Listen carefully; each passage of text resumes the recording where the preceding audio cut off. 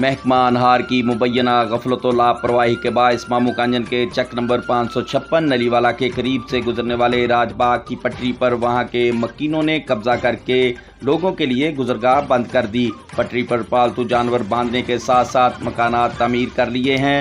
इलाका मकीनों ने मुतल्लिका हुकाम से कब्जा ग्रुपों से नहर की पटरी खाली कराने के साथ साथ इनके खिलाफ कार्रवाई का मुतालबा किया है। वाजिया रहे कि चक नंबर 556 गाह बे के करीब से गुजरने वाले राजबाग की पटरी पर करीब रहने वाले कई बाअसर अफराद ने नाजायज कब्जा करके न सिर्फ अपने पालतू जानवर बांध रखे हैं बल्कि अब तो महकमा अनहार के एहलकारों की मुबैना मिली वक्त या फिर कोताही गफलत के सबब वहां मकानात भी तामीर कर लिए हैं, जिसके बायस वहां से लोगों का गुजरना मुश्किल हो गया है। इलाका मकीनों ने महकमा अनहार के हुकाम से मामले का नोटिस लेते हुए जिम्मेदार एहलकारों और कब्जा ग्रुपों के खिलाफ कार्रवाई करने और नहर की पटरी पर से इनका कब्जा वागुजारने का मुतालबा किया है।